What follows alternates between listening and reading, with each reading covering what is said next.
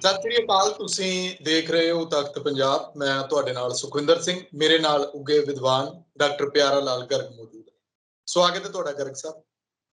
ਸ਼ੁਕਰੀਆ ਜੀ, ਬਹੁਤ ਬਹੁਤ ਸਿਕੰਦਰ ਜੀ। ਧੰਨਵਾਦ। ਗਰਗ ਸਾਹਿਬ, ਅੱਜ ਮੁਲਕ ਦੀ ਸਿਆਸਤ ਕਿੱਧਰ ਨੂੰ ਜਾ ਰਹੀ ਹੈ?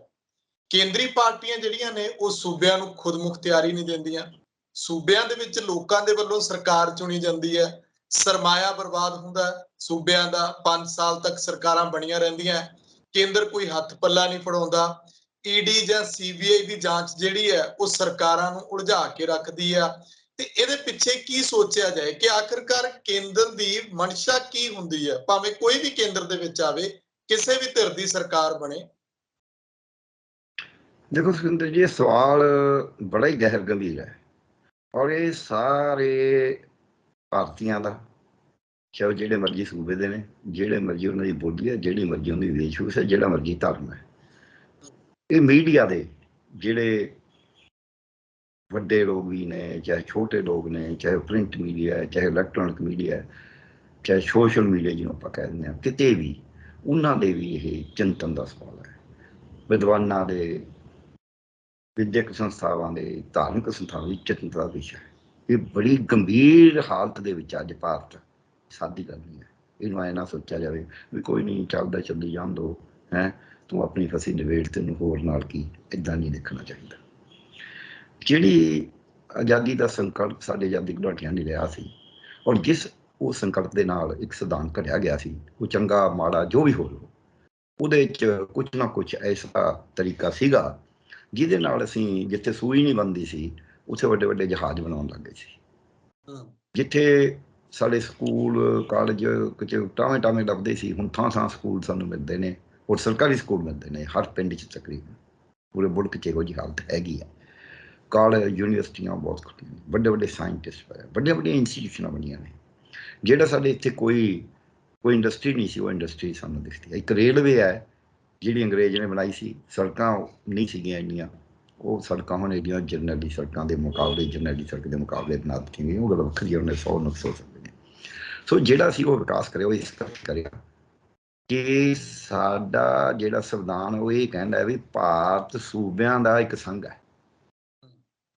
ਸੂਬੇ ਭਾਰਤ ਦਾ ਹਿੱਸਾ ਨਹੀਂ। ਉਸ ਤਰੀਕੇ ਨਾਲ ਸੂਬਿਆਂ ਨੇ ਮਿਲ ਕੇ ਇੱਕ ਸੰਘ ਬਣਾਇਆ ਜਿਹਨੂੰ ਭਾਰਤ ਕਿਹਾ ਸੀ। ਇਹ ਗੱਲ ਦਾ ਜਦ ਚਿਰ ਇਹ ਗੱਲ ਚੱਲਦੀ ਰਹੀ, ਜਾਂ ਇਸ ਕੋਸ਼ਿਸ਼ ਦੇ ਬਾਵਜੂਦ ਕਿ ਕੇਂਦਰ ਉਹਨੂੰ ਖੋਣਾ ਚਾਹੁੰਦਾ ਸੀ ਸ਼ੁਰੂ ਤੋਂ ਹੀ, ਉਹਦੇ ਖੋਣ ਦੇ ਬਾਵਜੂਦ ਚੱਲਦੀ ਰਹੀ।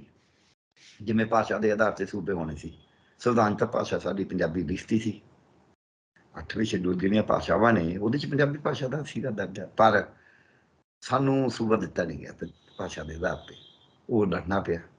ਇਸ ਗੱਲ ਦੇ ਬਾਵਜੂਦ ਬਹੁਤ ਸਾਰੇ ਜਿਹੜੇ ਹੱਕ ਸੀ ਉਹ ਸੂਬਿਆਂ ਕੋਲ ਸੀਗੇ।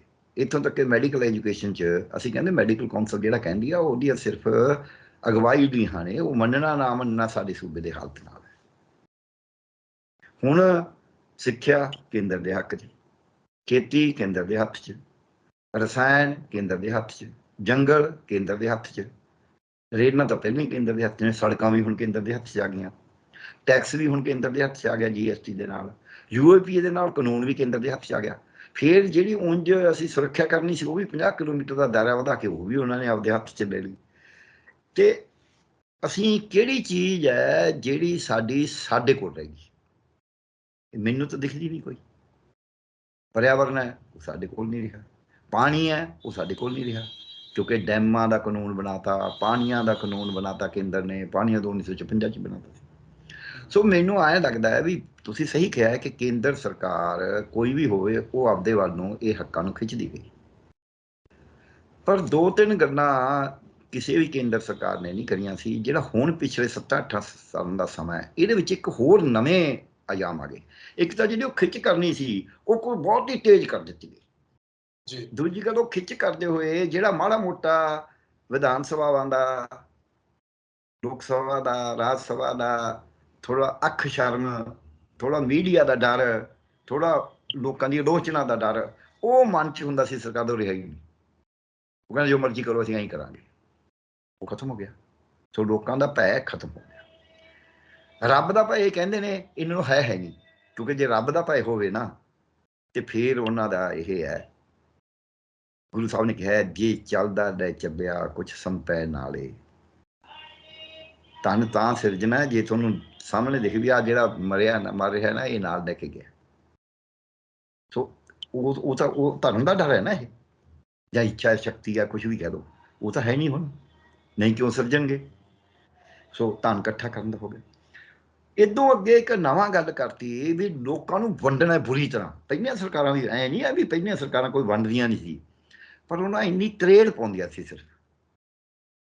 ਇਹ ਹੁਣ ਕਹਿੰਦੇ ਪਾੜ ਕਰਕੇ 2 ਫਾੜ ਕਰਨਾ, 3 ਫਾੜ ਕਰਨਾ, 4 ਫਾੜ ਕਰਨਾ। ਸੋ ਤਰੇੜ ਨੂੰ ਇਹਨਾਂ ਨੇ ਪਾੜੇ 'ਚ ਬਦਲਤਾ, ਔਰ ਬੜੀ ਤੇਜ਼ੀ ਨਾਲ ਬਦਲਤਾ। ਉਹ ਤੇ ਮੈਂ ਆਵਾਂਗਾ ਕਿਵੇਂ। ਫਿਰ ਪਹਿਲੀਆਂ ਸਰਕਾਰਾਂ ਜਿਹੜੀਆਂ ਸੀ ਉਹ ਕੋਈ ਇਸ ਗੱਲ 'ਚ ਭਲੇ ਮਾਨਸ ਨਹੀਂ ਸੀਗੀਆਂ ਕਿ ਜਿਹੜਾ ਕਿਸੇ ਦੇ ਉੱਤੇ ਨਜਾਇਜ਼ ਕਿਸੇ ਨੂੰ ਨਾ ਫਸਾਇਆ ਜਾਵੇ, ਪਰ ਉਹ ਨਜਾਇਜ਼ ਫਸਾਉਣ ਵੇਲੇ ਵੀ ਬਹੁਤ ਧਿਆਨ ਰੱਖਦੀਆਂ ਸੀ ਵੀ ਕਿਤੇ ਐਵੇਂ ਨਾ ਜਾਂ ਝਗੜਾ ਪੈ ਜੇ।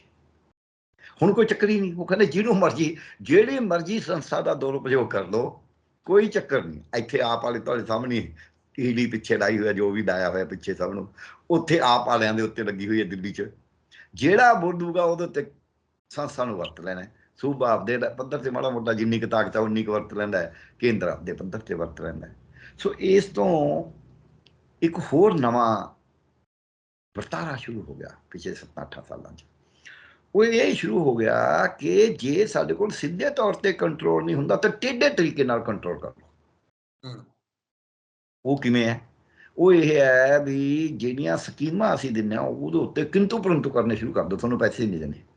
ਪਹਿਲੀਆਂ ਸਰਕਾਰਾਂ ਸਕੀਮਾਂ ਦੇ ਕੇ ਆਪਦੀਆਂ ਸਾਡੇ ਸਿਸਟਮ ਨੂੰ, ਸੂਬਿਆਂ ਦੇ ਨੂੰ ਕਮਜ਼ੋਰ ਕਰਦੀਆਂ ਸੀ। ਚਾਹੇ ਸਿੱਖਿਆ ਹੈ, ਚਾਹੇ ਸਿਹਤ ਹੈ, ਚਾਹੇ ਪਰਿਆਵਰਨ ਹੈ, ਵੀ ਤੁਹਾਨੂੰ ਇੰਨੇ ਪੈਸੇ ਦੇ ਦਾਂਗੇ, ਤੁਸੀਂ ਆਹ ਸਕੀਮ ਲਾਗੂ ਕਰ ਦਿਓ। ਉਹ ਲਾਗੂ ਕਰ ਲੈਂਦੇ, ਉਦੋਂ ਬਾਅਦ ਕੇਂਦਰ ਭੱਜ ਜਾਂਦਾ, ਉਹ ਸੂਬੇ ਦੇ ਗਲ ਪੈ ਜਾਂਦੀ। ਉਹ ਜਿਹੜਾ ਪਹਿਲਾਂ ਸੀ ਉਹ ਉਹਨਾਂ ਦਾ ਢਹਿ ਢੇਰੀ ਹੋ ਜਾਂਦਾ, ਨਵਾਂ ਉੱਦਾਂ ਤੋਂ ਚੱਲਦਾ ਨਹੀਂ ਸੀ, ਉਹਦਾ ਹਾਲ ਬੁਰਾ ਹੋ ਗਿਆ। ਸੋ 90 ਤੋਂ ਬਾਅਦ ਜੇ ਤੁਸੀਂ ਦੇਖੋਗੇ ਸਿੱਖਿਆ ਦਾ ਵੀ, ਸਿਹਤ ਦਾ ਵੀ ਢਾਂਚਾ ਇਹੋ ਜਿਹਾ ਹਿੱਲਣਾ ਸ਼ੁਰੂ ਹੋਇਆ। ਜਿਵੇਂ ਸਿਹਤ 'ਚ ਮੈਂ ਕਹਾਂਗਾ ਹੈਲਥ ਸਿਸਟਮ ਕਾਰਪੋਰੇਸ਼ਨ ਬਣਾਤੀ। ਉਹ ਕਾਰਪੋਰੇਸ਼ਨ ਨੇ 99 'ਚ 2000 'ਚ ਖਤਮ ਹੋਣਾ ਸੀ, ਉਹ ਅੱਜ ਤੱਕ ਇੱਕ ਕਿਸਮ ਦਾ ਸੱਪ ਹੀ ਗਲ ਪਿਆ ਹੋਇਆ ਹੈ। ਜਿਹੜੀ ਮਰਜ਼ੀ ਸਰਕਾਰ ਆ ਗਈ ਉਹਨੂੰ ਚਾਟ ਤੇ ਡਾਲ ਦਿੰਦੀ, ਉਹ ਵਾਧੂ ਦੀਆਂ ਬਿਲਡਿੰਗਾਂ ਉਹੀ ਚਿੱਟੇ ਹੱਥੀ ਖੜੇ ਕਰੀ ਜਾਂਦੀ ਹੈ, ਤੇ ਉੱਥੇ ਨਾ ਕੋਈ ਕੰਮ ਹੋਵੇ ਨਾ ਕੋਈ ਸਮਾਨ ਹੋਵੇ, ਘਟੀਆ ਸਮਾਨ ਖਰੀਦਿਆ ਜਾ ਰਿਹਾ ਹੈ। ਹੁਣ ਭਰਤੀਆਂ ਵੀ ਇਦਾਂ ਹੀ ਵਿੱਚੋਂ ਉਹਨਾਂ ਦੀ ਉਹ ਉਸ ਨਾਲ ਹੋਈ ਜਾ ਰਹੀਆਂ ਨੇ, ਜਿਹਦੇ 'ਚ ਭਰਤੀ 'ਚ ਵੀ ਇਹੋ ਜਿਹੀ ਹਾਲ ਆ। ਮੈਨੂੰ ਕੱਲ੍ਹ ਹੀ ਪਰਸੋਂ ਪਤਾ ਲੱਗਿਆ ਵੀ ਇਹਦੇ ਵਿੱਚ ਚੰਡੀਗੜ੍ਹ ਦੇ ਵਿੱਚ ਡਾਕਟਰ ਅੰਬੇਦਕਰ ਸਾਹਿਬ ਇੰਸਟੀਚਿਊਟ ਖੋਲ੍ਹੀ ਹੈ। ਉਹ ਜਿਹੜੀ ਭਰਤੀ ਕਰੇ ਸਾਰੇ ਭਾਈ ਭਤੀਜਾਵਾਦ ਨਾਲ ਹੋਈ ਹੈ, ਤੇ ਜਿਹੜੀ ਪ੍ਰਿੰਸੀਪਲ ਹੈ ਉਹਨੇ, ਕਿਉਂਕਿ ਉਹਨੇ PGI ਦੇ ਵਿੱਚ ਡਾਇਰੈਕਟਰ ਲੱਗਣਾ ਹੈ, ਉਹ ਆਪਦਾ ਇੱਥੇ ਤਜਰਬਾ ਪੂਰਾ ਕਰ ਲਿਆ, ਕਿਉਂਕਿ ਉਹਦੇ ਕੋਲ ਤਜਰਬਾ ਨਹੀਂ ਸੀ। ਉਹ ਐਡੀਸ਼ਨਲ ਪ੍ਰੋਫੈਸਰ ਸੀ, ਉਹ ਐਲੀਜੀਬਲ ਵੀ ਨਹੀਂ ਸੀ ਇੱਥੇ ਲੱਗਣ ਦੇ। ਉਹ ਆਪਦਾ ਤਜਰਬਾ ਪੂਰਾ ਕਰ ਲਿਆ। PGI ਦੇ ਆਪਦੇ ਸੰਗੀਆਂ ਸਾਥੀਆਂ ਨੂੰ, ਸਹੇਲਿਆਂ ਨੂੰ, ਸਭ ਨੂੰ ਉਹਦੇ ਵਿੱਚ ਕਰੀ ਜਾਂਦੇ ਆ। ਜਦ ਦੇ ਮਰਜ਼ੀ ਕੋਈ ਇਨਵੈਸਟੀਗੇਸ਼ਨ ਕਰ ਲਓ। ਐਤਕੀ ਇਹੋ ਜਿਹਾ ਹੋਇਆ। ਸੂਬੇ ਦੇ ਕਿਉਂ ਸੂਬੇ ਦੇ ਅਧਿਕਾਰ ਖੋਏ ਜਾ ਰਹੇ ਨੇ? ਕਿਉਂਕਿ ਸੂਬਾ ਆਪਦੇ ਅਧਿਕਾਰਾਂ ਨੂੰ ਵੀ ਮਿਸਯੂਜ਼ ਕਰਦਾ। ਇਹ ਮੈਂ ਤਾਂ ਆ ਰਿਹਾ, ਖੋਏ ਤਾਂ ਜਾ ਹੀ ਰਹੇ ਨੇ। ਵੀ ਜਿਹੜਾ ਬੰਦਾ ਐਡੀਸ਼ਨਲ ਸੈਕਟਰੀ ਰੈਂਕ ਦਾ ਹੈ, ਜਿਹੜਾ ਉਹਦਾ ਐਡਮਿਨਿਸਟ੍ਰੇਟਿਵ, ਉਹਦੇ ਥੱਲੇ ਐਡਮਿਨਿਸਟ੍ਰੇਟਿਵ ਅਫਸਰ ਹੈ, ਪਰ ਉਹਨੂੰ ਸੈਕਟਰੀ ਦਾ ਚਾਰਜ ਦੇ ਰੱਖਿਆ ਨਾਲ। ਯਾਨੀ ਇੱਕ ਪਾਸੇ ਉਹਦਾ ਉਹ ਸਬੋਰਡੀਨੇਟ ਹੈ, ਅਧੀਨ ਅਫਸਰ ਹੈ ਕਾਲਜ ਦੇ ਵਿੱਚ, ਪਰ ਸਰਕਾਰ 'ਚ ਉਹਦਾ ਹੁਕਮਰਾਨ ਹੈ। ਤੇ ਦੋਨੇ ਮਿਲ ਗਏ, ਕਿਉਂਕਿ ਦੋਨੇ ਦੇਖੋ ਨਾ ਰਿਸ਼ਤਾ ਕਿਹੋ ਜਿਹਾ ਹੋ ਗਿਆ। ਸੋ ਉਹਦੇ ਵਿੱਚ ਸੂਬਿਆਂ ਨੇ ਆਪਦੀ ਜ਼ਿੰਮੇਵਾਰੀ ਤੋਂ ਭੱਜਣਾ ਹੀ ਸ਼ੁਰੂ ਕਰਤਾ ਵੀ ਆਪਾਂ ਕੀ ਲੈਣਾ, ਜੋ ਮਰਜ਼ੀ ਹੋ ਜਾਵੇ। ਉਹਦਾ ਕਾਰਨ ਕੀ ਹੋਇਆ? ਸਾਡੇ ਜਿਹੜੀ ਸਿਆਸਤ ਆ ਉਹ ਬਹੁਤ ਕਮਜ਼ੋਰ ਹੋ ਗਈ। ਸਿਆਸਤਦਾਨ ਪੜ੍ਹੇ ਲਿਖੇ ਤਾਂ ਬਹੁਤ ਨੇ ਅੱਜ, ਪਰ ਉਹ ਸੱਚੀ ਮੁੱਚੀ ਪੜ੍ਹੇ ਲਿਖੇ ਇਸ ਤਰ੍ਹਾਂ ਨਹੀਂ ਹੈ, ਗੁੜੇ ਹੋਏ ਨਹੀਂ ਹੈਗੇ। ਉਹਨਾਂ ਨੂੰ ਇਹ ਨਹੀਂ ਪਤਾ, ਨਹੀਂ ਯਾਰ ਇਹ ਕੰਮ ਨਹੀਂ ਕਰਨਾ, ਇਹ ਮਾੜਾ ਕੰਮ ਹੈ। ਪਹਿਲਾਂ ਸਿਆਸਤਦਾਨ ਚਾਹੇ ਅਨਪੜ੍ਹ ਸੀ, ਉਹਨੂੰ ਐਂ ਪਤਾ ਸੀ ਵੀ ਆਹ ਚੰਗਾ ਮਾੜਾ ਹੈ, ਇਹ ਨਹੀਂ ਮੈਂ ਐਂ ਕਰਨਾ। ਹੁਣ ਵਾਲੇ ਨੂੰ ਕੋਈ ਬੰਨ ਸੁੱਭ ਨਹੀਂ ਉਸਨੂੰ। ਤੇ ਦੂਜੀ ਗੱਲ ਆਪਾਂ ਦੇਖਦੇ ਹਾਂ, ਜਿਵੇਂ MLA ਨੂੰ ਫੜ ਕੇ ਜਰਗਮਾਲ ਬਣਾ ਰਹੇ ਨੇ, BJP ਵਾਲੇ ਵੀ ਬਣਾ ਰਹੇ ਨੇ, ਕਾਂਗਰਸ ਵਾਲੇ ਵੀ ਬਣਾ ਰਹੇ ਨੇ, ਵੀ ਸਾਡੇ ਵਿਕ ਨਾ ਜਾਣ। ਜਿਨ੍ਹਾਂ ਨੂੰ MLAਆਂ ਦਾ ਵਿਕਣ ਦਾ ਡਰ ਹੈ, ਤੇ MLA ਜਰਗਮਾਲ ਬਣ ਕੇ ਹੋਟਲਾਂ 'ਚ ਬੈਠੇ ਵੀ ਰਹਿੰਦੇ ਨੇ ਤੇ ਵਿਕ ਵੀ ਜਾਂਦੇ ਨੇ ਰੋਜ਼ ਹੀ। ਉਹਨਾਂ MLAਆਂ ਤੋਂ ਤੁਸੀਂ ਕੀ ਉਮੀਦ ਕਰੋਗੇ ਵੀ ਉਹ ਕੇਂਦਰ ਨੂੰ ਇਹ ਕਹਿਣਗੇ ਵੀ ਸਾਡੇ ਹੱਕ ਦਿਓ? ਸੋਚੋ ਜਰਾ। ਕੇਂਦਰ ਜੀ ਤਾਂ ਫਿਰ ਖੁੱਲ੍ਹ ਖੇਡ ਚੱਲਣੀ ਹੋਈ ਨਾ। ਫਿਰ ਅਗਲੀ ਗੱਲ, ਕੇਂਦਰ 'ਚ ਜਿਹੜੇ MP ਮੋਦੀ ਸਾਹਿਬ ਦੀ ਸ਼ਾਨੀ ਭਰਦੇ ਨੇ, ਪਾਰਟੀ ਦਾ ਡਿਸਪਲਿਨ ਨਾ ਹੋਰ ਗੱਲ ਹੈ। ਇੱਕ ਵਿਅਕਤੀ ਦੇ ਥੱਲੇ ਜਿੱਦਾਂ ਇੰਦਰਾ ਗਾਂਧੀ ਨੇ ਪਾਵਰ ਲੈ ਲਈ ਸੀ ਨਾ ਸਭ ਕੁਛ, ਫਿਰ ਮੁੜ ਕੇ ਸੰਜੇ ਗਾਂਧੀ ਨੇ ਕਰਨਾ ਸ਼ੁਰੂ ਕਰਤਾ ਸੀ, ਉਹਦੇ ਤੋਂ ਕਾਂਗਰਸ ਦਾ ਪਤਨ ਸ਼ੁਰੂ ਹੋ ਗਿਆ ਸੀ। ਤਾਂ ਅੱਜ ਆਪਾਂ ਨੂੰ ਪਤਾ ਜਿਸ ਦਾ ਅੰਤ ਗਈ ਹੈ। ਪ੍ਰਧਾਨ ਮੰਤਰੀ ਮੋਦੀ ਜੀ ਤੇ ਅਮਿਤ ਸ਼ਾਹ ਜੀ ਨੇ ਜਿੰਨੀ ਤਾਕਤ ਲੈ ਲਈ ਹੈ ਨਾ, ਉਹਦੇ ਨਾਲ ਬੀਜੇਪੀ ਦਾ ਆਖਰਕਾਰ ਪਤਨ ਹੋਏਗਾ, ਜਿੰਨਾ ਮਰਜ਼ੀ ਜ਼ੋਰ ਲਾ ਲੈਣ ਇਹ। ਕਿਉਂਕਿ ਸਾਡੇ ਇਕੱਲਾ ਸੰਵਿਧਾਨ ਦੀ ਡੈਮੋਕ੍ਰੇਸੀ ਇਹੀ ਨਹੀਂ ਕਿ ਵਿਧਾਨ ਸਭਾ 'ਚ ਡੈਮੋਕ੍ਰੇਸੀ ਹੈ, ਲੋਕ ਸਭਾ 'ਚ ਹੈ, ਰਾਜ ਸਭਾ ਨਹੀਂ, ਵਿਧਾਨ ਪਰਿਸ਼ਦ ਹੈ। ਸਾਡੀ ਡੈਮੋਕ੍ਰੇਸੀ ਦਾ ਮਤਲਬ ਪਾਰਟੀਆਂ ਦੇ ਅੰਦਰਲੀ ਡੈਮੋਕ੍ਰੇਸੀ ਵੀ ਹੋਵੇ। ਜਿਨ੍ਹਾਂ ਪਾਰਟੀਆਂ 'ਚ ਅੰਦਰਲੀ ਡੈਮੋਕ੍ਰੇਸੀ ਨਹੀਂ ਰਹੀ, ਬਿਲਕੁਲ ਹੀ ਸਿੱਧਾ ਹੁਕਮ ਚੱਲਣ ਲੱਗ ਗਿਆ, ਉਹ ਚਾਹੇ ਕਮਿਊਨਿਸਟ ਪਾਰਟੀਆਂ ਹੋਣ, ਚਾਹੇ ਉਹ ਬੀਜੇਪੀ ਹੋਵੇ, ਚਾਹੇ ਕਾਂਗਰਸ ਹੋਵੇ, ਚਾਹੇ ਕੋਈ ਹੋਰ ਹੋਵੇ, ਉਹ ਪਾਰਟੀਆਂ ਟੁੱਟਣੀਆਂ, ਟੋਟੇ ਬਣਨੇ, ਕਈ ਟੋਟੇ ਬਣਨੇ, ਹਰ ਇੱਕ ਦਾ ਆਪਦਾ ਮੂੰਹ ਵੱਖਰਾ ਹੋਣਾ, ਇਹ ਆਮ ਹੀ ਹੈ। ਜਦ ਤੁਸੀਂ ਸੂਬਿਆਂ ਦੇ ਵਿੱਚ ਪਾਰਟੀਆਂ ਕਮਜ਼ੋਰ ਹੋ ਗਈਆਂ, ਪਾਰਟੀਆਂ ਵੰਡੀਆਂ ਗਈਆਂ, ਲੋਕ ਵੰਡ ਦਿੱਤੇ ਤੁਸੀਂ, ਤਾਕਤਾਂ ਤੁਸੀਂ ਫਿਰ ਉਹਨਾਂ ਤੋਂ ਖੋਣਾ ਸੌਖਾ ਹੀ ਹੈ।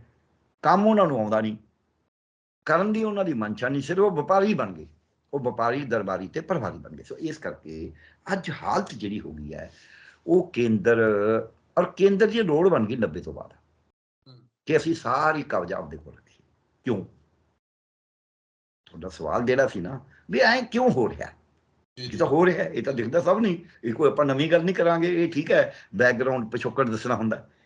ਉਹ ਖੋਹ ਇਸ ਕਰਕੇ ਰਿਹਾ ਹੈ ਕਿ ਅੱਜ ਜਿਹੜੀ ਸਾਡੀ ਭਾਰਤ ਦੀ ਸਰਕਾਰ ਚੱਲ ਰਹੀ ਹੈ, ਉਹ 90 ਤੋਂ ਲੈ ਕੇ ਉਹਨੇ ਫੈਸਲਾ ਕਰ ਲਿਆ ਵੀ ਅਸੀਂ ਕਾਰਪੋਰੇਟ ਸਰਮਾਏਦਾਰ, ਵੱਡੇ ਸਰਮਾਏਦਾਰ ਦੇ ਹੱਕ ਦਾ ਸਾਰਾ ਕੁਝ ਕਰਨਾ, ਲੋਕਾਂ ਤੋਂ ਖੋਹ ਕੇ ਉਹਨੂੰ ਦੇਣਾ।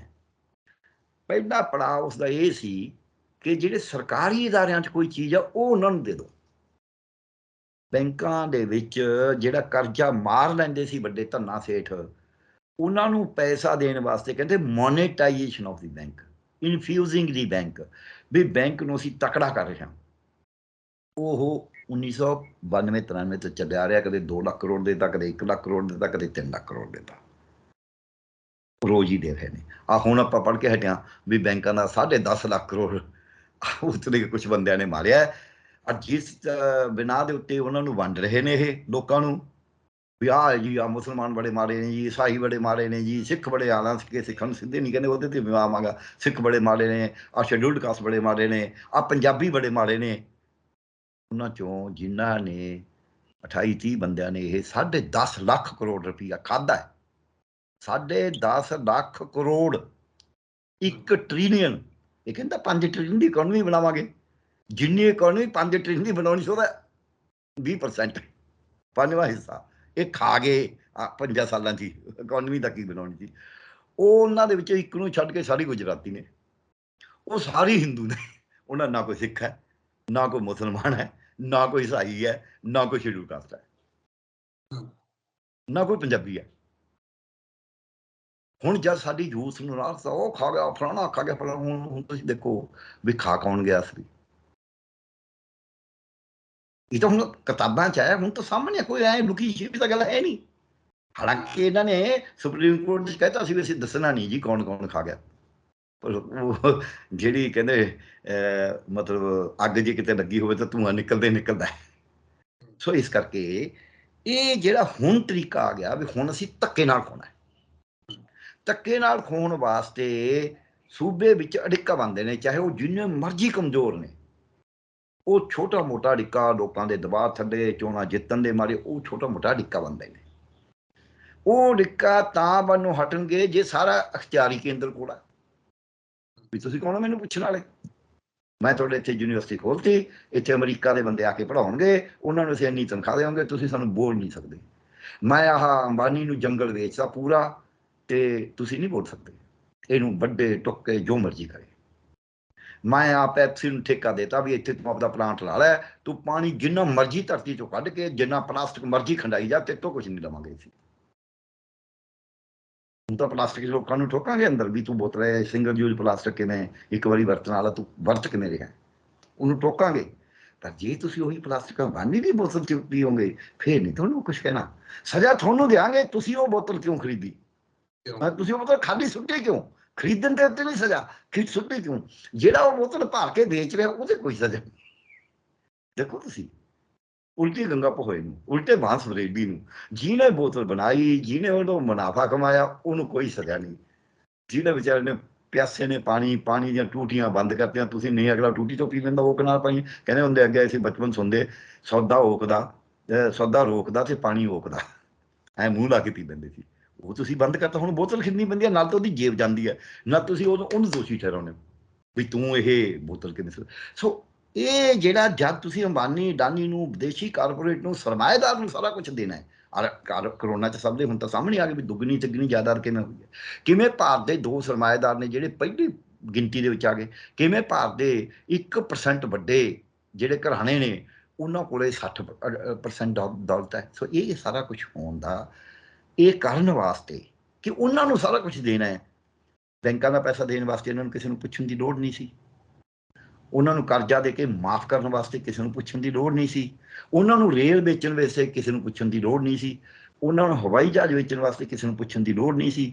ਉਹਨਾਂ ਨੂੰ BSNL ਵੇਚਣ ਵਾਸਤੇ ਕਿਸੇ ਨੂੰ ਪੁੱਛਣ ਦੀ ਲੋੜ ਨਹੀਂ ਸੀ। ਉਹਨਾਂ ਨੂੰ LIC ਵੇਚਣ ਵਾਸਤੇ ਕਿਸੇ ਨੂੰ ਪੁੱਛਣ ਦੀ ਲੋੜ ਨਹੀਂ ਸੀ। ਉਹਨਾਂ ਨੂੰ ਬੰਦਰਗਾਹਾਂ ਵੇਚਣ ਵਾਸਤੇ ਕਿਸੇ ਨੂੰ ਪੁੱਛਣ ਦੀ ਲੋੜ ਨਹੀਂ ਸੀ। ਪਰ ਉਹਨਾਂ ਨੂੰ ਬੰਦੇ ਜਦ ਸਿੱਖਿਆ ਵੇਚਣੀ ਹੈ ਉਦੋਂ ਪੁੱਛਣਾ ਪਏਗਾ, ਜਦ ਜੰਗਲ ਵੇਚਣੇ ਉਦੋਂ ਪੁੱਛਣਾ ਪਏਗਾ, ਜਦ ਸਿਹਤ ਸਿਸਟਮ ਵੇਚਣਾ ਹੈ ਉਦੋਂ ਪੁੱਛਣਾ ਪਏਗਾ, ਜਦ ਲੋਕਾਂ ਦੀਆਂ ਜ਼ਮੀਨਾਂ ਖੋਹ ਕੇ ਵੇਚਣੀਆਂ ਨੇ ਉਦੋਂ ਪੁੱਛਣਾ ਪਏਗਾ, ਜਦ ਲੋਕਾਂ ਦੀਆਂ ਛੋਟੀਆਂ ਛੋਟੀਆਂ ਦੁਕਾਨਾਂ ਖੋਹਣੀਆਂ ਨੇ ਉਦੋਂ ਪੁੱਛਣਾ ਪਏਗਾ, ਜਦ ਲੋਕਾਂ ਦੇ ਰਹਿਣ ਦੇ ਛੋਟੇ 1-1 ਕਮਰੇ 2-2 ਕਮਰੇ ਦੇ ਘਰ ਖੋਹ ਕੇ ਉਹਨਾਂ ਨੂੰ ਕਿਰਾਏਦਾਰ ਬਣਾਉਣਾ ਹੈ ਉਦੋਂ ਪੁੱਛਣਾ ਪਏਗਾ। ਉਹ ਕਹਿੰਦੇ ਯਾਰ ਇਹ ਪੁੱਛਣ ਦਾ ਕੰਮ ਬੜਾ ਮਾੜਾ ਹੈ। ਸੂਬਾ ਸਰਕਾਰਾਂ ਡਰ ਜਾਂਦੀਆਂ ਨੇ ਲੋਕਾਂ ਤੋਂ, ਉਹ ਫਿਰ ਸਾਨੂੰ ਕਰਨ ਨਹੀਂ ਦਿੰਦੀਆਂ। ਹਾਈਵੇ ਦਾ ਇਹੀ ਝਗੜਾ ਹੈ ਨਾ ਵੀ ਸਾਡੀ ਜ਼ਮੀਨ ਤੁਸੀਂ ਕਾਰ ਕਰੀ ਜਾਂਦੇ ਹੋ। ਉਹ ਕਹਿੰਦੇ ਵੀ ਨਾ ਹੋਏਗਾ ਬਾਂਸ ਤੇ ਨਾ ਵਜੇਗੀ ਬੰਸਰੀ, ਇਹਦੀ ਜੜ ਹੀ ਵੱਢੋ। ਉਹ ਜੜ ਕੀ ਹੈ ਵੀ ਇਹਨਾਂ ਦਾ ਹੱਕ ਹੀ ਖਤਮ ਕਰ ਦੋ, ਵੀ ਤੁਹਾਡਾ ਹੱਕ ਹੀ ਨਹੀਂ, ਅਸੀਂ ਜੋ ਕਰਾਂਗੇ ਉਹੀ ਫਾਈਨਲ ਹੈ। ਆਹ ਗੱਲ ਹੈ ਕੇਂਦਰੀ ਕਰਦੇ ਜੀ। ਡਾਕਟਰ ਸਾਹਿਬ ਮੇਰੇ ਧਿਆਨ ਵਿੱਚ ਹੋਰ ਸਵਾਲ ਆਇਆ, ਸਵਾਲ ਬਹੁਤ ਅਹਿਮ ਹੈ ਕਿ ਜਦੋਂ ਵੀ ਸੂਬਿਆਂ ਦੇ ਸਰਕਾਰਾਂ ਬਣਦੀਆਂ ਨੇ, ਉਹ ਸਰਕਾਰਾਂ ਭਾਵੇਂ ਜਿਵੇਂ ਆਪਾਂ ਪੱਛਮੀ ਬੰਗਾਲ 'ਚ ਦੇਖ ਲਈਏ ਮਮਤਾ ਬੈਨਰਜੀ ਆ, ਉਹਨਾਂ ਵੀ ਇੱਕ ਸੁਪਨਾ ਹੈ ਕਿ ਮੈਂ ਕੇਂਦਰ ਦੇ ਵਿੱਚ ਜਾ ਕੇ ਉਸ ਸੱਤਾ ਤੇ ਕਾਬਜ਼ ਹੋਵਾਂ। ਜੇ ਆਪਾਂ ਬਿਹਾਰ ਦੇਖ ਲਈਏ ਤਾਂ ਨਿਤਿਸ਼ ਕੁਮਾਰ ਦਾ ਨਾਮ ਵੀ ਉਸ ਦੌੜ ਦੇ ਵਿੱਚ ਲੱਗ ਜਾਂਦਾ ਕਿਤੇ ਨਾ ਕਿਤੇ। ਜੇ ਆਪਾਂ ਪੰਜਾਬ ਵਿੱਚ ਜਾਂ ਦਿੱਲੀ 'ਚ ਦੇਖ ਲਈਏ ਤਾਂ ਆਮ ਆਦਮੀ ਪਾਰਟੀ ਦੇ ਸੁਪਰੀਮੋ ਅਰਵਿੰਦ ਕੇਜਰੀਵਾਲ ਦਾ ਨਾਮ ਸਾਹਮਣੇ ਆ ਜਾਂਦਾ। ਕਾਂਗਰਸ ਦਾ ਤਾਂ ਸਭ ਨੂੰ ਪਤਾ ਹੀ ਆ। ਇਹ ਸਭ ਦੇ ਵਿਚਾਲੇ ਸਵਾਲ ਉੱਠਦਾ ਹੈ ਕਿ ਆਖਿਰਕਾਰ ਜਦੋਂ ਤੁਹਾਡੀ ਸੂਬਿਆਂ ਦੇ ਵਿੱਚ ਸਰਕਾਰ ਬਣਦੀ ਹੈ ਤਾਂ ਖੇਤਰੀ ਪਾਰਟੀ ਵਾਂਗੂ ਬਣ ਕੇ ਰਹਿ ਕੇ ਕੰਮ ਕਿਉਂ ਨਹੀਂ ਕੀਤਾ ਜਾਂਦਾ? ਕਿਉਂ ਨਹੀਂ ਸੂਬਿਆਂ ਦੀ ਭਲਾਈ ਦੇ ਲਈ ਉਹੋ ਜਿਹੀਆਂ ਸਕੀਮਾਂ, ਜਾਂ ਸੂਬਿਆਂ ਨੂੰ ਨੰਬਰ 1 ਬਣਾਇਆ ਜਾਂਦਾ, ਉਸ ਤੋਂ ਬਾਅਦ ਮੁਲਕ ਵੀ ਨੰਬਰ 1 ਬਣ ਜਾਏਗਾ। ਬਿਲਕੁਲ ਠੀਕ ਹੈ ਤੁਹਾਡੀ ਗੱਲ। ਸੂਬੇ ਨੰਬਰ 1 ਬਣ ਜਾਣਗੇ ਤਾਂ ਮੁਲਕ ਬਣੇਗਾ ਹੀ ਬਣੇਗਾ। ਪਰ ਜੇ ਮੁਲਕ ਨੰਬਰ 1 ਬਣ ਜਾਏਗਾ ਤਾਂ ਸੂਬੇ 0 ਹੋ ਜਾਣਗੇ ਤੇ ਮੁੜ ਕੇ ਉਹਦੇ ਨੰਬਰ ਘਟ ਜਾਣੇ ਨੇ। ਜਿਵੇਂ ਇੱਕ ਬੱਚਾ ਜੇ ਇੱਕ ਸਵਾਲ ਬਹੁਤ ਹੀ ਵਧੀਆ ਵੀ ਕਰ ਲੇ ਔਰ ਹੋਵੇ ਵੀ ਉਹ ਵੱਡਾ ਸਵਾਲ, ਪਰ ਉਹ ਪਾਸ ਨਹੀਂ ਹੋ ਸਕਦਾ, ਨੰਬਰ ਉਹ 'ਚ ਜਿੰਨੇ ਮਰਜ਼ੀ ਪੈ ਜੇ। ਪਰ ਜੇ ਉਹ 5-6 ਸਵਾਲ ਨੇ ਜਿਹੜੇ ਚਾਹੇ ਉਹ ਛੋਟੇ ਵੀ ਹੋਣ, ਉਹਨਾਂ ਦੀ ਮਹੱਤਤਾ ਉੱਡੀ ਨਾ ਵੀ ਹੋਵੇ, ਪਰ ਜੋ ਸਾਰੇ ਸਵਾਲ ਕਰ ਲੈਂਦਾ ਹੈ, ਕਿਸੇ 'ਚੋਂ 2 ਕਿਸੇ ਤੋਂ 4 ਉਹ ਫਸਲਾ ਜਾਂਦਾ ਹੈ। ਸਹੀ ਤੁਸੀਂ ਕਿਹਾ ਵੀ ਜੇ ਸੂਬਿਆਂ ਦੀ ਤਾਕਤ ਹੋਏਗੀ, ਬਲਕਿ ਮੈਂ ਸੂਬਿਆਂ ਤੋਂ ਵੀ ਅੱਗੇ ਕਹਾਂਗਾ ਜੇ ਲੋਕਾਂ ਦੀ ਤਾਕਤ ਹੋਏਗੀ ਸੂਬਿਆਂ 'ਚ ਤਾਂ ਸੂਬੇ ਤਕੜੇ ਹੋਣਗੇ। ਜੇ ਸੂਬਿਆਂ ਦੀ ਤਾਕਤ ਹੋਏਗੀ ਤਾਂ ਦੇਸ਼ ਤਕੜਾ ਹੋਏਗਾ। ਉਲਟ ਪਾਸੇ ਨਹੀਂ ਚੱਲਣਾ, ਉਲਟ ਪਾਸੇ ਹੋ ਹੀ ਨਹੀਂ ਸਕਦਾ। ਪਾਣੀ ਪਹਾੜ ਨੂੰ ਨਹੀਂ ਜਾ ਸਕਦਾ। ਜੇ ਪਹਾੜ ਨੂੰ ਭੇਜਣਾ ਹੈ ਤੁਹਾਨੂੰ ਕੋਈ ਮੋਟਰ ਲਾਉਣੀ ਪਊਗੀ, ਕੁਦਰਤੀ ਵਹਾਅ ਇੱਧਰ ਨੂੰ ਹੈ।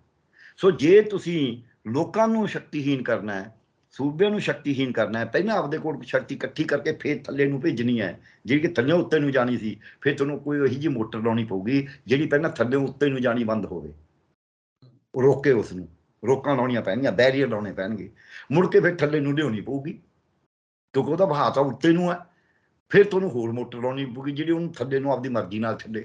ਜਿੱਦੇ ਦਿਲ ਕਰੇ ਉਹਦੇ ਤੁਸੀਂ ਪਾਣੀ ਛੱਡ ਦਿਓ, ਜਿੱਦੇ ਦਿਲ ਕਰੇ ਬੰਦ ਕਰ ਦਿਓ। ਸੋ ਇਹ ਜਿਹੜਾ ਤੌਰ ਤਰੀਕਾ, ਇਸੇ ਕਰਕੇ ਸਟੇਟ ਤਕੜੀ ਹੋ ਰਹੀ ਹੈ। ਪੁਲਿਸ, ਫੌਜ, ਜੇਲਾਂ, ਕਿੰਨੀ BSF, CISF ਆਪਾਂ ਦੇਖਦੇ ਹਾਂ ਕਿ ਜਿਹੜੀ RPF, ਰੇਲਵੇ ਪ੍ਰੋਟੈਕਸ਼ਨ ਫੋਰਸ, ਤਰ੍ਹਾਂ ਤਰ੍ਹਾਂ ਦੇ ਨਾਮ ਤੇ CRP, ਇਹ ਜਿਹੜੀਆਂ forces, paramilitary forces, military forces ਤੇ ਪੁਲਿਸ, ਸਿਵਲ ਪੁਲਿਸ, ਇਹ ਵਧੀ ਜਾ ਰਹੀ ਹੈ ਡੇ ਬਾਈ ਡੇ। ਇਹਨਾਂ ਦਾ ਬਜਟ ਵਧੀ ਜਾ ਰਿਹਾ ਹੈ। ਔਰ ਮੈਂ ਜਿਹੜਾ ਤੁਸੀਂ ਸਵਾਲ ਕਰਿਆ ਇਹਦੇ 'ਚ ਛੋਟੀ ਜਿਹੀ ਇੱਕ ਗੱਲ ਕਹਿ ਕੇ ਇੱਕ ਲਾਈਨ ਦੀ ਟਿੱਪਣੀ ਦਿਆਂਗਾ। ਇੱਕ ਪੰਜਾਬ ਸਰਕਾਰ ਦੀ ਜਿਹੜੀ ਅਕਾਲੀ ਸਰਕਾਰ, ਅਕਾਲੀ BJP ਸਰਕਾਰ ਸੀ, ਉਹਦੇ ਵਿੱਚ ਸੇਖਵਾਂ ਸਾਹਿਬ ਮੰਤਰੀ ਸੀਗੇ ਸਿੱਖਿਆ ਦੇ।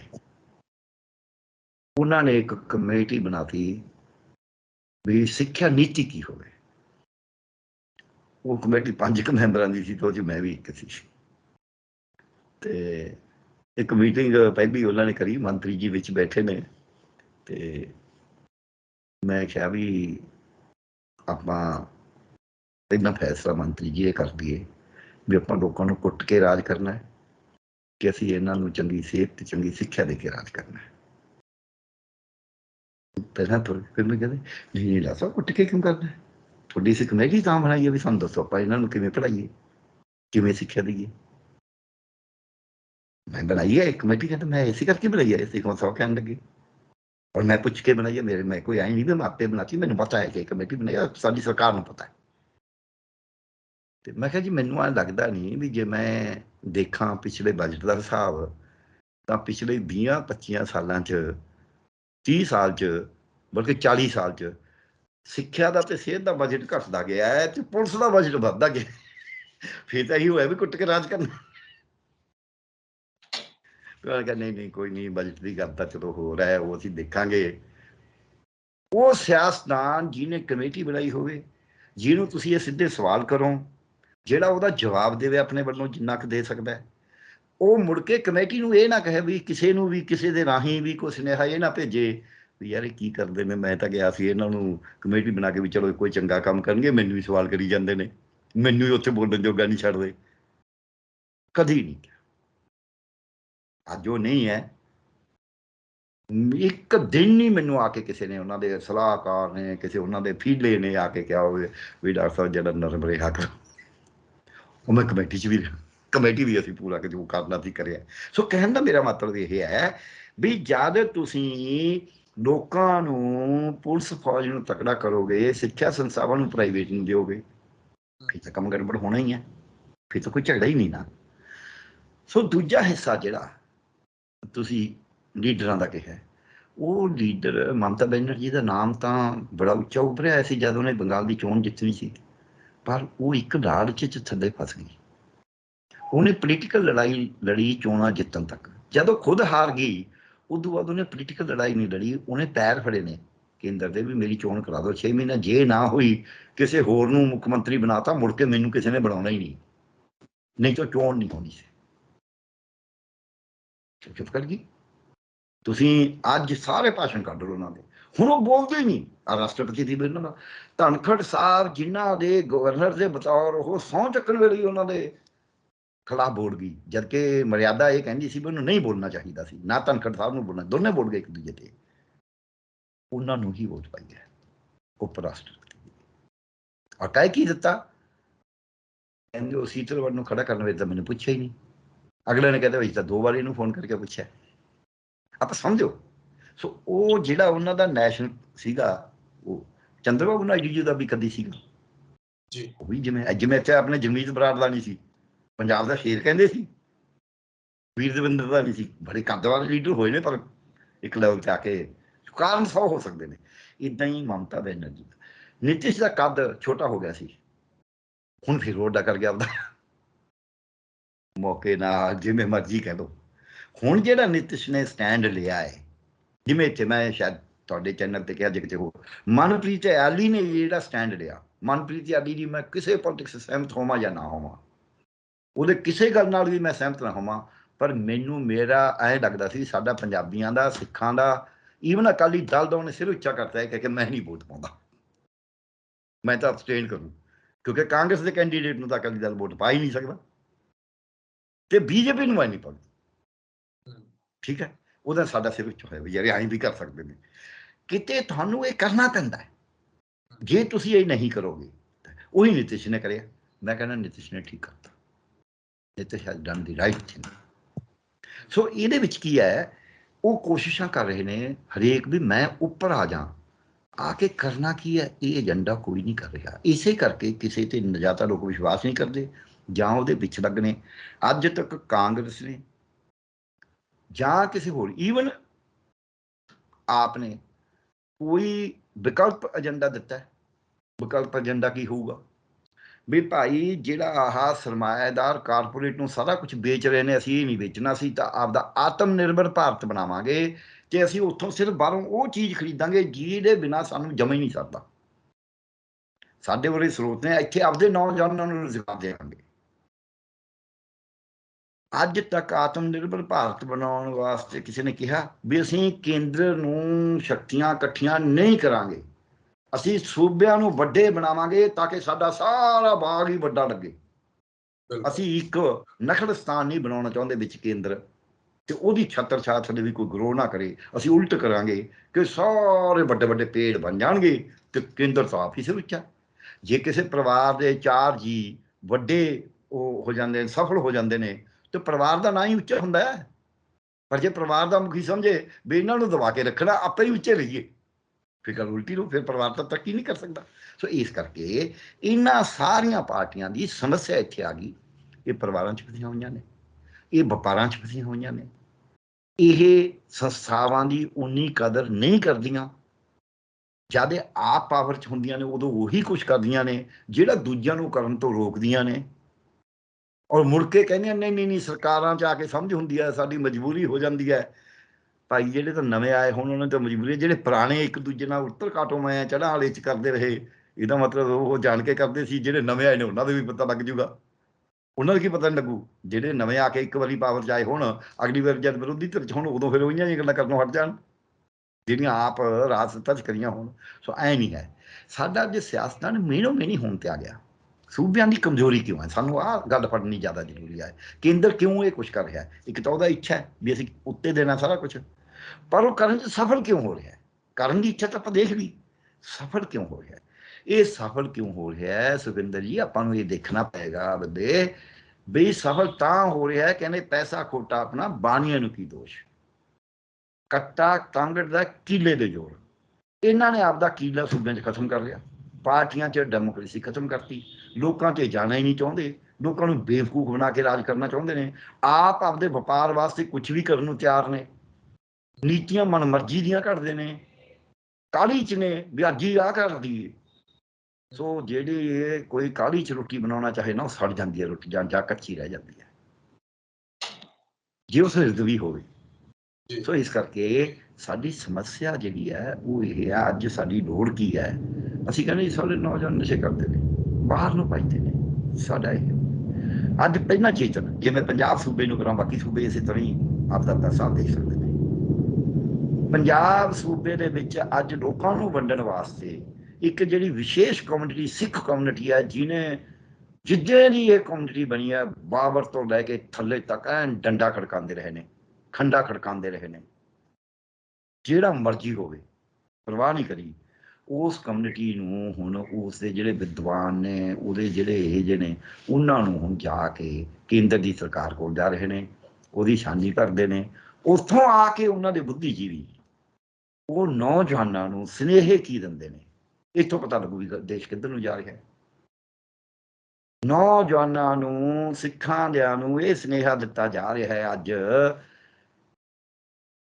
ਕਿ ਤੁਸੀਂ ਜਿਹੜੇ ਪਿੰਡਾਂ 'ਚ ਵੱਖ-ਵੱਖ ਜਾਤਾਂ ਦੇ ਗੁਰਦੁਆਰੇ ਨੇ ਉਹ ਢਾਹ ਦਿਓ,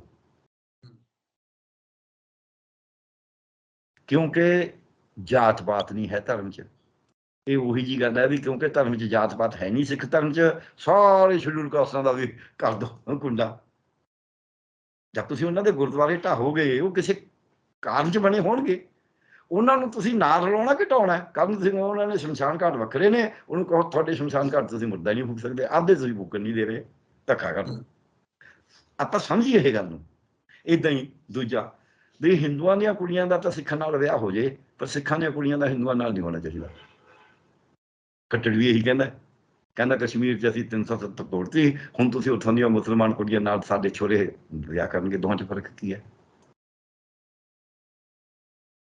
ਫਿਰ ਵੀ ਜੇ ਮੁਸਲਮਾਨਾਂ ਨੂੰ ਕੁੱਟ ਕੇ ਸਿੱਖਾਂ ਨੂੰ ਕੁਛ ਮਿਲਦਾ ਹੈ ਤਾਂ ਉਹਨਾਂ ਨੂੰ ਕੁੱਟ ਲੈਣ ਦਿਓ, ਹੁਣ ਖੁੰਝੋ ਨਾ ਲੈ ਦਿਓ। ਜੇ ਮੁਸਲਮਾਨਾਂ ਨੂੰ ਕੁੱਟ ਕੇ ਕੁਛ ਲੈਣਾ ਕੇਂਦਰ ਤੋਂ, ਤੇ ਫਿਰ ਅਸੀਂ ਸਿੱਖੀ ਤਾਂ ਛੱਡਤੀ, ਕਿਉਂਕਿ ਸਿੱਖੀ ਤਾਂ 6 ਸਾਲ ਤੇ 9 ਸਾਲ ਦੇ ਬਾਬੇ ਸਾਡੇ, ਉਹਨਾਂ ਨੂੰ ਤਾਂ ਬਹੁਤ ਕੁਛ ਦੇ ਰਹੇ ਸੀ। ਬਾਬਾ ਬੰਦਾ ਸਿੰਘ ਬਹਾਦਰ ਨੂੰ ਤਾਂ ਕਹਿੰਦੇ ਤੂੰ ਬੰਦਾ ਗੁਰੂ ਦਾ ਨਾ ਬਣ, ਸਾਡਾ ਬੰਦਾ ਬਣ ਜਾ, ਲੈ ਜੋ ਲੈਣਾ। ਹੁਣ ਤਾਂ ਰਾਜ ਦੇਣ ਨੂੰ ਤਿਆਰ ਸੀਗੇ, ਤੇ ਉਹਨਾਂ ਨੇ ਤਾਂ ਨਹੀਂ ਲਿਆ। ਉਹਨਾਂ ਤਾਂ ਆਪਦੇ ਬੱਚੇ ਦਾ ਜਿਹੜਾ ਦਿਲ ਸੀ ਉਹ ਹੀ ਮੂੰਹ 'ਚ ਪਵਾਇਆ, ਆਪਦੇ ਸਿੰਘ ਸਾਹਮਣੇ ਸ਼ਹੀਦ ਹੁੰਦੇ ਦੇਖੇ, ਆਪ ਸ਼ਹੀਦ ਹੋਏ। ਸੋ ਜੇ ਅਸੀਂ ਇਹੀ ਕਰਨਾ ਹੈ, ਤੇ ਸਾਡੇ ਗੁਰੂ ਸਾਹਿਬਾਨ ਨੇ ਤਾਂ ਜਿਹੜਾ ਹੈ ਉਹ ਜਨੇਊ ਲਾਉਣ ਦੇ ਇਵਜ ਦੇ ਵਿੱਚ ਇਹ ਕਿਹਾ ਵੀ ਚੰਗਾ ਤੁਸੀਂ ਲਾ ਕੇ ਦਿਖਾਓ। ਕੋਈ ਗੁਰੂ ਗੋਬਿੰਦ ਸਿੰਘ ਤੇਗ ਬਹਾਦਰ ਜੀ ਕੋਈ ਜਨੇਊ ਦੇ ਪੂਜਕ ਥੋੜ੍ਹਾ ਸੀ। ਜਨੇਊ ਦੇ ਉਲਟ ਤਾਂ ਗੁਰਬਾਣੀ 'ਚ 20 ਗੱਲਾਂ ਲਿਖੀਆਂ ਨੇ। ਹੈ ਉਹ ਕਬੀਰ ਨੇ ਕਿਹਾ, ਕਹਿੰਦਾ ਹਮ ਕਰ ਤਨੇ ਨਿਤਾਣਾ ਜਨੇਊ ਗਲੇ ਤੁਮਾਰੇ। ਸਾਡੇ ਘਰੇ ਤਾਣਾ ਤੰਦ ਨੇ, ਜਨੇਊ ਤੇਰੇ ਪਾਇਆ ਹੋਇਆ, ਉਹ ਤੂੰ ਸਾਨੂੰ ਸ਼ੂਦਰ ਕਹਿਣਾ। ਠੀਕ ਹੈ ਨਾ। ਤੁਮ ਤੋਂ ਜਾਚੋ ਭੂਪਤ ਰਾਜੇ ਹਰਸੋ ਮੁਰ ਧਿਆਨਾ।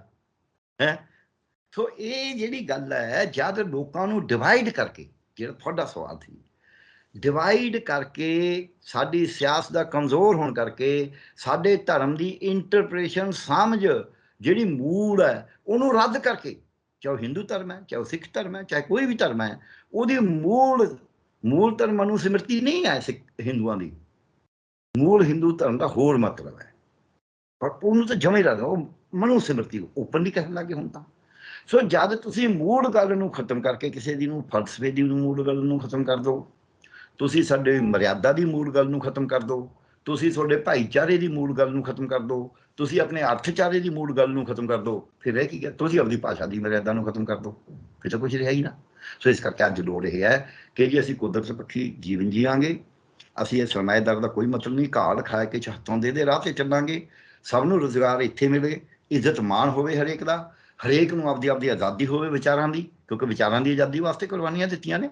ਗੁਰੂ ਅਰਜਨ ਦੇਵ ਜੀ ਦੀ ਕੁਰਬਾਨੀ, ਵੱਡੀ ਕੁਰਬਾਨੀ, ਉਹ ਵਿਚਾਰਾਂ ਦੀ ਆਜ਼ਾਦੀ ਦੀ ਸੀ ਕਿ ਉਹਨਾਂ ਨੇ ਉਹਨੂੰ ਜਿਹੜਾ ਰਾਜੇ ਦਾ ਵਿਦਰੋਹੀ ਪੁੱਤਰ ਸੀ ਉਹਨੂੰ ਸ਼ਾਬਾਸ਼ੀ ਦਿੱਤੀ। ਉਹ ਵਿਚਾਰਾਂ ਦੀ ਆਜ਼ਾਦੀ ਵੀ, ਹਾਂ ਵੀ ਮੈਂ ਇਹਦੇ ਨਾਲ ਸਹਿਮਤ ਹਾਂ, ਵਿਚਾਰ ਹੀ ਸੀ ਨਾ ਉਹ ਸ਼ਾਬਾਸ਼ ਦੇਣਾ। ਸੋ ਇਸ ਕਰਕੇ ਅੱਜ ਦੇਸ਼ ਨੂੰ ਬਚਾਉਣ ਵਾਸਤੇ ਇਹ ਜ਼ਰੂਰੀ ਹੈ ਕਿ ਅਸੀਂ ਅੱਜ ਵਿਕੇਂਦਰੀਕਰਨ ਦੀ ਸਿਆਸਤ ਕਰੀਏ, ਅਸੀਂ ਕੇਂਦਰ ਨਾਲ ਲੜਾਈ ਕਰੀਏ, ਕੇਂਦਰ ਦੇ ਖਿਲਾਫ ਪਹਿਲਾਂ ਮੁਹਾਜ਼ ਬਣਾਈਏ ਵੀ ਤੁਸੀਂ ਗਲਤ ਕਰਦੇ ਹੋ, ਆਹ ਹੱਕ ਸਾਡੇ ਨੇ, ਅਸੀਂ ਕੋਈ ਮੰਗਤੇ ਨਹੀਂ ਹਾਂ, ਇਹ ਸਾਡੇ ਹੱਕ ਨੇ, ਇਹ ਪੰਜਾਬ ਸਾਡਾ ਹੈ, ਪੰਜਾਬ ਭਾਰਤ ਦਾ, ਪੰਜਾਬ ਕਰਕੇ ਭਾਰਤ ਹੈ, ਭਾਰਤ ਕਰਕੇ ਪੰਜਾਬ ਨਹੀਂ ਹੈ। ਇਹ ਤਾਂ ਦੇਸ਼ ਪੰਜਾਬ ਹਮੇਸ਼ਾ ਕਹਿੰਦੇ ਸੀ, ਪੰਜਾਬ ਕਰਕੇ ਭਾਰਤ ਹੈਗਾ, ਪਰ ਭਾਰਤ ਕਰਕੇ ਪੰਜਾਬ ਨਹੀਂ ਹੈ। ਹਾਂ, ਅਸੀਂ ਇਹ ਨਹੀਂ ਕਹਿੰਦੇ ਅਸੀਂ ਕੋਈ ਵੱਖਰੇ ਹਾਂ, ਪਰ ਅਸੀਂ ਆਪਦੀ ਜਿਹੜੀ ਸਾਡੀ ਆਜ਼ਾਦ ਹੋਂਦ ਹੈ ਪੰਜਾਬੀਆਂ ਦੀ, ਸਿੱਖਾਂ ਦੀ, ਉਹ ਹੈਗੀ ਹੈ, ਅਸੀਂ ਆ, ਇਸ ਕਰਕੇ ਭਾਰਤ ਵੀ ਹੈ। ਪਰ ਜੇ ਕੋਈ ਕਹੇ ਭਾਰਤ ਹੈ ਇਸ ਕਰਕੇ ਪੰਜਾਬ ਹੈ, ਇਹਦਾ ਮੈਂ ਨਹੀਂ ਸਹਿਮਤ, ਸਾਡਾ ਸੰਵਿਧਾਨ ਨਹੀਂ ਸਹਿਮਤ। ਸਾਡਾ ਸੰਵਿਧਾਨ ਕਹਿੰਦਾ ਹੈ ਵੀ ਭਾਰਤ ਤਾਂ ਬਣਦਾ ਹੀ ਇਹਨਾਂ ਦੇ ਜੋੜ ਨਾਲ ਹੈ। ਚਲੋ ਹੁਣ ਦੱਸੋ। ਮੇਰਾ ਆਖਰੀ ਸਵਾਲ ਹੈ ਡਾਕਟਰ ਸਾਹਿਬ ਕਿ ਗੱਲ ਜਦੋਂ ਮੁੱਦਿਆਂ ਦੀ ਸਿਆਸਤ ਦੀ ਹੁੰਦੀ ਹੈ, ਗੱਲ ਜਦੋਂ ਸਿੱਖਿਆ ਤੇ ਸਿਹਤ ਦੀ ਹੁੰਦੀ ਹੈ, ਪਰ ਉਸ ਤੋਂ ਵੱਡਾ ਜਿਹੜਾ ਰਾਸ਼ਟਰਵਾਦ ਦਾ ਨਾਮ ਲਾਪਿਆ ਜਾਂਦਾ ਹੈ, ਇਹਦੇ ਵਿਚਾਲੇ ਅਸੀਂ ਕਿਸ ਤਰ੍ਹਾਂ ਕਹਿ ਸਕਦੇ ਹਾਂ ਕਿ ਅਸੀਂ ਨੰਬਰ 1 ਬਣਨ ਦੀ ਦੌੜ ਦੇ ਵਿੱਚ ਸ਼ਾਮਲ ਹੋ ਸਕਦੇ ਹਾਂ, ਜਦੋਂ ਅਸੀਂ ਦੇਸ਼ ਭਗਤੀ ਨੂੰ ਲੈ ਕੇ, ਰਾਸ਼ਟਰਵਾਦ ਨੂੰ ਲੈ ਕੇ, ਜਾਂ ਫਿਰ ਘੱਟ ਗਿਣਤੀਆਂ ਨੂੰ ਲੈ ਕੇ ਆਪਣੀ ਵੱਖੋ ਵੱਖਰੀ ਸੋਚ ਰੱਖਦੇ ਹਾਂ? ਦੇਖੋ ਗੱਲ ਇਹ ਹੈ, ਅਸੀਂ ਕਹਿੰਦੇ ਜਿਹਾ ਰਾਜਾ ਤੇਹੀ ਪ੍ਰਜਾ। ਜੋ ਕੁਝ ਉੱਤੋਂ ਪ੍ਰਚਾਰ ਕਰਿਆ ਜਾ ਰਿਹਾ ਹੈ ਉਹ ਅਸੀਂ ਨਹੀਂ, ਉਹ ਰਾਜ ਸੱਤਾ ਦਾ ਪ੍ਰਚਾਰ ਹੈ। ਉਹ ਰਾਜ ਸੱਤਾ 'ਚ ਵੀ ਇੱਕ ਖਾਸ ਵਿਚਾਰਧਾਰਾ ਦਾ ਪ੍ਰਚਾਰ ਹੈ, ਇਸ ਕਰਕੇ ਆਪਾਂ ਉਹਨੂੰ ਅਸੀਂ ਨਾ ਕਹੀਏ। ਜੇ ਤਿਰੰਗਾ ਧੱਕੇ ਨਾਲ ਵੇਚਿਆ ਜਾ ਰਿਹਾ, ਅਸੀਂ ਤਿਰੰਗੇ ਦੀ ਇੱਜ਼ਤ ਕਰਦੇ ਹਾਂ, ਪਰ ਜੇ ਤਿਰੰਗਾ ਲੋਕਾਂ ਦਾ ਆਟਾ, 5 ਕਿਲੋ ਆਟਾ ਖੋਹ ਲੈਣਾ ਉਹਦੇ ਰਾਸ਼ਨ ਕਾਰਡ ਦਾ, ਭੁੱਖੇ ਮਰਦੇ ਬੰਦੇ ਦਾ, ਤੇ ਉਹਨੂੰ ਇੱਕ ਤਿਰੰਗਾ ਫੜਾਉਣਾ ਹੈ, ਤਾਂ ਮੈਂ ਉਹਦੇ ਖਿਲਾਫ ਬੋਲਾਂਗਾ। ਕਿਉਂਕਿ ਤਿਰੰਗੇ ਦਾ ਮਤਲਬ ਵੀ ਇਹ ਹੈ ਕਿ ਉਹਨੂੰ ਰੋਟੀ ਮਿਲੇ। ਤਿਰੰਗੇ ਦਾ ਮਤਲਬ ਇਹ ਨਹੀਂ ਵੀ ਰੋਟੀ ਮਿਲੇ ਨਾ ਮਿਲੇ, ਤਿਰੰਗਾ ਚਾਹੀਦਾ ਨਾ, ਇਹ ਬਿਲਕੁਲ ਨਹੀਂ। ਤਿਰੰਗਾ ਆਏ ਹੀ ਇਸ ਵਾਸਤੇ ਹੈ ਕਿ ਬਈ ਅਸੀਂ ਹੁਣ ਆਜ਼ਾਦ ਹੋ ਗਏ, ਸਭ ਨੂੰ ਅੰਨ ਮਿਲੇਗਾ। ਸੋ ਜੇ ਉਹਦਾ ਅੰਨ ਖੋ ਕੇ ਤਿਰੰਗਾ ਦੇਣਾ ਤੇ ਇਹ ਬਿਲਕੁਲ ਨਜਾਇਜ਼ ਹੈ। ਕੋਈ ਕਹਿ ਸਕਦਾ ਤੂੰ ਦੇਸ਼ ਭਗਤੀ ਆ, ਜਿਹਨੇ ਕਹੇ ਨਾ ਕੋਈ ਕਹੇ, ਮੈਂ ਕੀ ਕਰ ਸਕਦਾ, ਸੱਚ ਹੈ। ਸੋ ਇਸ ਕਰਕੇ ਜਿਹੜਾ ਇਹ ਮੈਂ ਕਿਉਂ ਕਹਿਣਾ, ਮੈਂ ਐਵੇਂ ਨਹੀਂ ਕਹਿਣਾ, ਇਹ ਮੈਨੂੰ ਗੁਰੂ ਗ੍ਰੰਥ ਸਾਹਿਬ ਨੇ ਦੱਸਿਆ।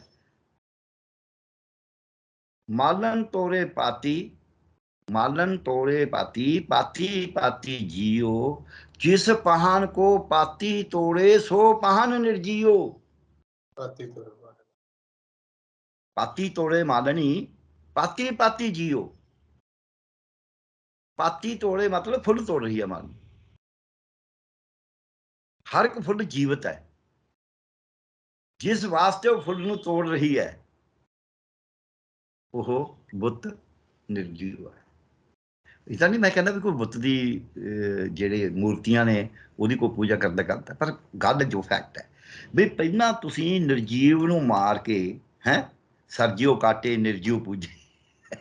ਤੁਸੀਂ ਤੁਸੀਂ ਦੇਖੋ ਥਾਂ ਥਾਂ ਸੰਤ ਸਿੱਖਿਆ ਦਿੱਤੀ ਗਈ ਨਾ ਪਹਿਲਾਂ, ਔਰ ਇਹ ਹਿੰਦੂ ਧਰਮ 'ਚ ਵੀ ਹੈਗਾ ਵੀ ਜੀਵ ਹੱਤਿਆ ਨਹੀਂ ਕਰਨੀ, ਜੀਵ ਦੀ ਰੱਖਿਆ ਕਰਨੀ ਹੈ, ਕਦੀ ਗਊ ਦੀ ਨਹੀਂ।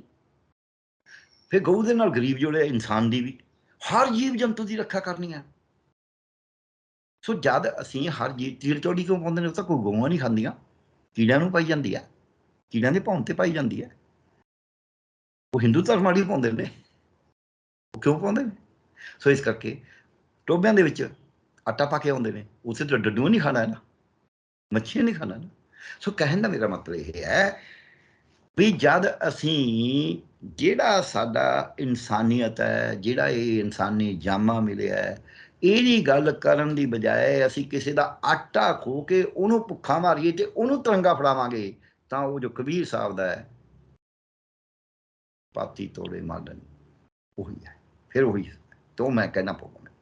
ਸੋ ਅੱਜ ਸਾਡੇ ਸਮਾਜ ਦੇ ਵਿੱਚ ਥਾਂ ਥਾਂ ਦੇ ਉੱਤੇ ਦਿਖਾਵਾ, ਝੂਠੇ ਵਾਅਦੇ। ਇੱਕ ਲਾਈਨ ਮੈਂ ਕਹਿ ਕੇ ਆਪਦੀ ਗੱਲ ਖਤਮ ਕਰ ਰਿਹਾ, ਮੈਨੂੰ ਪਤਾ ਆਪਣਾ ਟਾਈਮ ਵੀ ਹੋ ਗਿਆ ਤੇ ਮੈਂ ਵੀ ਅਗਲਾ ਪ੍ਰੋਗਰਾਮ ਕਰਨਾ। ਪਿੱਛੇ ਮੈਂ ਇੱਕ ਸੁਣਿਆ ਕਹਿੰਦੇ ਜੀ ਰਿਓੜੀਆਂ ਵੰਡ ਰਹੇ ਨੇ। ਮੈਂ ਕਿਹਾ ਵੀ ਜਿਹੜਾ 10.25 ਲੱਖ ਦੇਤਾ ਕਰੋੜ, 10.25 ਲੱਖ ਕਰੋੜ ਦੇਤਾ, ਉਹ ਤਾਂ ਰਿਓੜੀਆਂ ਦੀ ਵਜ੍ਹਾ ਗੱਚਕ ਸੀ ਵੱਡੀ। ਇਹ ਤਾਂ ਵਿਚਾਰੇ ਰਿਓੜੀਆਂ ਵੰਡ ਰਹੇ ਨੇ, ਕਿਤੇ ਇੱਕ ਮਿੰਟ ਕੋਈ ਦੋ, ਉਹ ਤਾਂ ਗੱਚਕ ਦੇ ਪੂਰੇ ਦੇਤੇ ਵੀ ਚੱਕੋ ਖਾ ਲਓ, ਰੁੱਤ ਕਾਲੀ ਗੱਚਕ ਖਾਓ ਤੁਸੀਂ ਤਾਂ ਐਸ਼ ਕਰੋ, ਕਿਉਂਕਿ ਵੱਡੇ ਬੰਦੇ ਨੇ। ਕਹਿੰਦੇ ਵੱਡੇ ਘਰਾਂ ਦੀਆਂ ਵੱਡੀਆਂ ਮਿਰਚਾਂ, ਭਾਵੇਂ ਚੂਹਾ ਹੀ ਕਿਉਂ ਨਾ ਹੋਵੇ।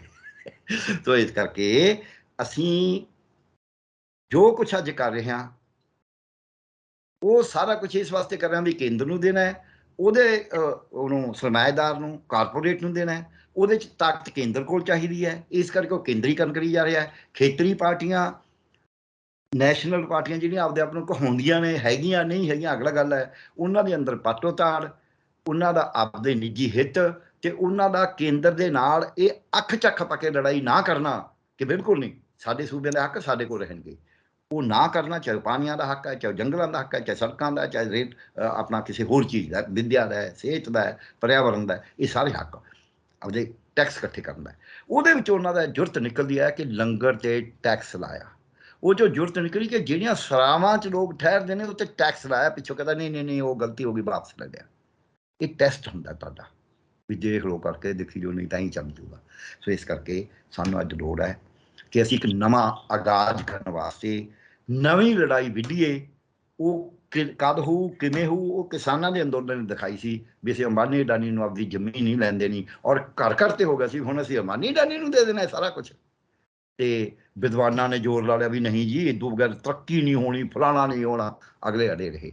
ਸਾਨੂੰ ਦੇਸ਼ ਦੇ ਵਿੱਚ ਇਹੋ ਜਿਹਾ ਕੁਛ ਕਰਨਾ ਪੈਣਾ ਜਿਹਦੇ ਨਾਲ ਇਹ ਕਹਿਣਾ ਪੈਣਾ ਸੂਬਿਆਂ ਦੇ ਆਪਦੇ ਹੱਕ ਨੇ, ਸੂਬੇ ਤਕੜੇ ਹੋਣਗੇ ਤਾਂ ਕੇਂਦਰ ਤਕੜਾ ਹੋਊ, ਕੇਂਦਰ ਤਕੜਾ ਹੋਊ ਤਾਂ ਸੂਬੇ ਕਮਜ਼ੋਰ ਹੋਣਗੇ ਤਾਂ ਦੇਸ਼ ਬਚਣਾ ਨਹੀਂ। ਜੇ ਲੋਕ ਇਕੱਠੇ ਹੋਣਗੇ ਤਾਂ ਦੇਸ਼ ਬਚੇਗਾ, ਜੇ ਲੋਕ ਪਾੜੇ ਜਾਣਗੇ ਤਾਂ ਦੇਸ਼ ਨਹੀਂ ਬਚੇਗਾ। ਜੇ ਸਾਡੇ ਉਰੇ ਅਸੀਂ ਆਪਦੇ ਅੰਦਰੂਨੀ ਸਰੋਤ ਤਕੜੇ ਰੱਖਾਂਗੇ ਤਾਂ ਬਾਹਰਲੇ ਸਰੋਤ ਸਾਡੀ ਮਦਦ ਕਰ ਸਕਣਗੇ। ਜੇ ਸਾਡੇ ਆਪਦੇ ਅੰਦਰੂਨੀ ਕਮਜ਼ੋਰ ਕਰ ਦਿੱਤੇ ਅਸੀਂ ਤੇ ਬਾਹਰਲਿਆਂ ਦੇ ਉੱਤੇ ਬਗਾਨੀ ਸ਼ਾਹ ਤੇ ਮੁੱਛਾਂ ਬਣਾਉਣ ਲੱਗੇ, ਤਾਂ ਅਸੀਂ ਸਾਡੀ ਸਵਾਧੀਨਤਾ ਪਰਾਧੀਨਤਾ 'ਚ ਬਦਲ ਜਾਏਗੀ ਤੇ ਸਾਡੀ ਜਿਹੜੀ ਪ੍ਰਭੂ ਸੱਤਾ ਹੈ ਉਹ ਸਾਡੀ ਨੀਮ ਸੱਤਾ 'ਚ ਬਦਲ ਜਾਏਗੀ। ਇਹ ਸਾਨੂੰ ਧਿਆਨ ਰੱਖਣਾ ਪਏਗਾ ਤੇ ਸਾਰੇ ਖੁਸ਼ਹਾਲ ਤਾਂ ਅਸੀਂ ਵੀ ਖੁਸ਼ਹਾਲ, ਫੁਲਵਾੜੀ ਦੇ ਸਾਰੇ ਫੁੱਲ ਖੁਸ਼ ਹੋਣਗੇ ਤਾਂ ਫੁਲਵਾੜੀ ਖੁਸ਼ ਹੈ। ਤੇ ਜੇ ਫੁਲਵਾੜੀ ਦੇ ਫੁੱਲ ਮੁਰਝਾਏ ਹੋਏ ਨੇ ਫਿਰ ਫੁਲਵਾੜੀ ਨਹੀਂ ਰਹੇਗੀ। ਦੇਸ਼ ਇੱਕ ਫੁਲਵਾੜੀ ਹੈ ਤੇ ਜੇ ਫੁੱਲ ਮੁਰਝਾਣਗੇ, ਸੂਬੇ ਫੁੱਲ ਨੇ, ਜੇ ਮੁਰਝਾਣਗੇ ਤੇ ਫਿਰ ਅੱਗੋਂ ਜਿਹੜੇ ਲੋਕ ਨੇ ਉਹਦੀਆਂ ਪੱਤੀਆਂ, ਉਹਦੀਆਂ ਡੋਡੀਆਂ, ਉਹਦੀਆਂ ਜੜ੍ਹਾਂ ਉਹ ਲੋਕ ਨੇ, ਤੇ ਜਿਹੜੇ ਬੂਟਿਆਂ ਦੀ ਜੜ ਕੱਟ ਦੋਗੇ ਉਹ ਬੂਟਾ ਬਚਦਾ ਹੀ ਨਹੀਂ। ਸੋ ਲੋਕਾਂ ਦੀ ਤਾਕਤ, ਸੂਬਿਆਂ ਦੀ ਤਾਕਤ, ਇਹਨੂੰ ਅਸੀਂ ਤਕੜਾ ਕਰੀ ਜਾਈਏ ਤੇ ਦੇਸ਼ ਆਪੀ ਤਕੜਾ।